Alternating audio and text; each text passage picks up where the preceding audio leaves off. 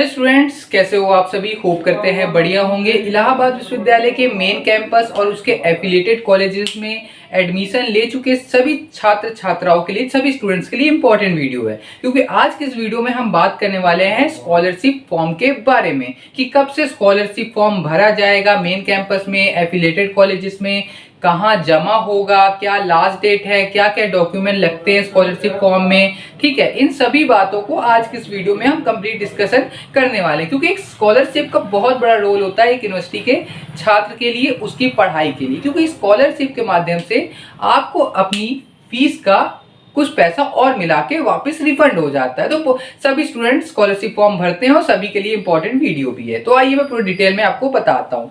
सबसे पहले तो मैं इस बात पे चर्चा कर लेता हूँ, जो अभी यूपी स्कॉलरशिप फॉर्म की डेट चल रही है वो कब से कब तक चल रही है। देखिए, अभी तो 20 जुलाई को स्टार्ट हुआ था यूपी स्कॉलरशिप का फॉर्म यूजी पीजी के छात्रों के लिए, और जो इसकी अभी लास्ट डेट तय की गई थी वो 20 नवंबर की गई थी। ठीक है, लेकिन परेशान होने की बात नहीं है कि 20 नवंबर, ये हर साल का है। खाली ये तारीख दे देते हैं कि 20 नवंबर तक है, लेकिन ऐसा नहीं है। ये डेट जनवरी तक जाती है, जनवरी तक एक्सटेंड होती है स्कॉलरशिप फॉर्म भरने की। तो इसके लिए मत परेशान होइए कि भैया 20 नवंबर तक अभी एडमिशन नहीं हुआ। ये स्कॉलरशिप की फॉर्म जनवरी तक एक्सटेंड होगी, उसको भरने की कोई दिक्कत ही नहीं है। और मैं आपको बता दूं, मेन कैंपस में और अभी तो आप सभी का एडमिशन नहीं हुआ होगा, कुछ का एडमिशन चल रहा होगा, कुछ का वेरिफिकेशन बाकी होगा। ठीक है, अभी कुछ एनरोलमेंट की प्रक्रिया बाकी होगी, तो अभी एडमिशन प्रक्रिया पूरी नहीं हुई होगी। ठीक है, तो अभी आप स्कॉलरशिप जिनका नहीं हुआ है अभी मत भरिएगा। मैं बता देता हूँ कब से आपको फॉर्म भरना चाहिए। ठीक है, भरना है। मैं आपको बता दूं, आपका एडमिशन हो जाता है, क्लासेस चलने लगती हैं। ठीक है, जब आपकी क्लासेस चलने लगेंगी अक्टूबर मिड में आप सभी अपना स्कॉलरशिप फॉर्म भरेंगे। स्कॉलरशिप फॉर्म भरते समय फॉर्म में आपको कुछ समस्या आएगी कि एनरोलमेंट नंबर में क्या डालना है, रजिस्ट्रेशन नंबर में क्या डालना है स्कॉलरशिप फॉर्म के अंदर। तो उसके लिए भी आपको परेशान नहीं होना। अगर आप उसमें ऑप्शन मिलता है कि एनरोलमेंट नंबर डालिए, ठीक है, अगर एनरोलमेंट नंबर आपको कॉलेज या मेन कैंपस मिल जाता है जल्दी ही तो आप उसे डाल दीजिएगा। अगर नहीं मिलता है तो कॉलेज वाले से आप पूछिएगा जाके या मेन कैंपस में कि हम एनरोलमेंट नंबर की जगह क्या डालें। ठीक है, वो आपको बता देंगे क्या डालना। अगर यूजीटी नंबर डालने को कहेंगे तो यूजीटी नंबर डालना पड़ेगा, और अगर आपको कहे एनरोलमेंट नंबर मिल जाएगा तो वही डालना पड़ेगा। जो भी होगा आप अपने कॉलेज और जहां पे आप फॉर्म जमा करेंगे, मेन कैंपस में डीएसडब्ल्यू ऑफिस में जमा होता है, और एफिलिएटेड कॉलेजेस में वहां पे एक डिपार्टमेंट बना होता है स्कॉलरशिप फॉर्म जमा करने का वहां पे। क्योंकि आप जब स्कॉलरशिप फॉर्म भरेंगे, आपने पहले भी भरा होगा, तो उसमें पता होगा कि एक बार चेक करने के लिए प्रिंट आउट पेज दिया जाता है कि एक बार आपसे दिखा दीजिए सही है कि नहीं। जब आपको मिलेगा और उसको गड़बड़ी आपको कुछ लगेगी तो आप संबंधित डिपार्टमेंट में जाएंगे, एफिलिएटेड कॉलेज में, अगर मेन कैंपस में तो दिखाएंगे कि ये हमारा गड़बड़, इसमें ये हमारे क्या भरना है, इसमें आप बता दीजिए, वो बता देंगे। उसके लिए चिंता करने की बात नहीं है। ठीक है, और अभी नहीं भरना है फॉर्म,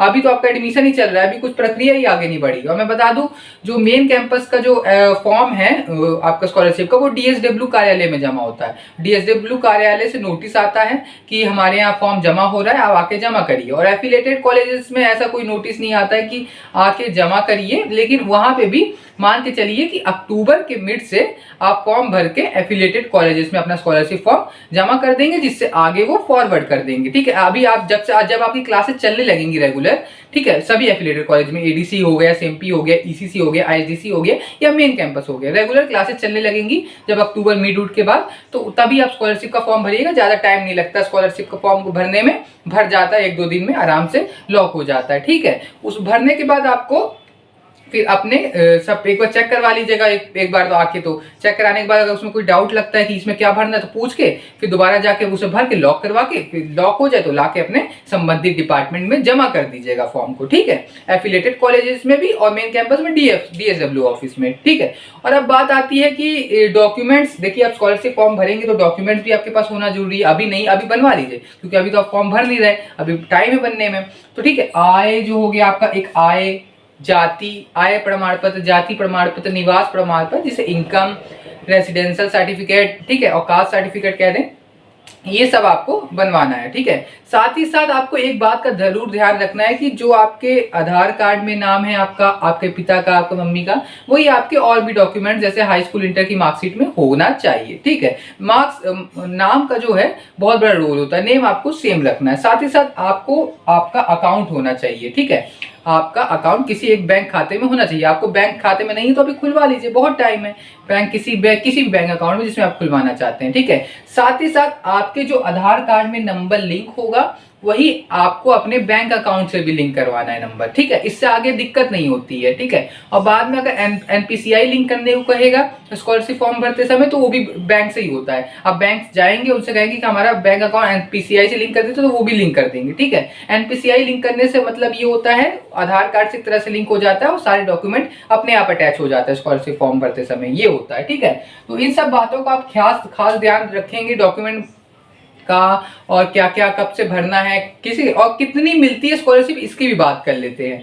स्कॉलरशिप जैसे मैं बात कर लेता हूँ, बीए की अगर 5,000 फीस है, बीएससी की 5,000 फीस है, तो कभी कभी 8-10 हज़ार एक साथ आ जाती है, ठीक है। 7,000, 8,000, 10,000 इसी के आसपास आती है, इससे कम नहीं आती, ठीक है। और कभी कभी 2 बार में आती है, एक बार में 3-4 हज़ार आएगी, एक बार में 3-4 हज़ार आएगी, ठीक है। ये है कि जितनी आपकी फीस रहती है उससे थोड़ी ज्यादा ही स्कॉलरशिप आप सभी को और मिलती है। लगभग सभी स्टूडेंट्स को स्कॉलरशिप प्रोवाइड हो जाती है। ऐसा नहीं है कि एक किसी स्पेसिफिक कास्ट वालों को मिलती है, ऐसा नहीं, सभी कैटेगरी वालों के लिए स्कॉलरशिप आती है।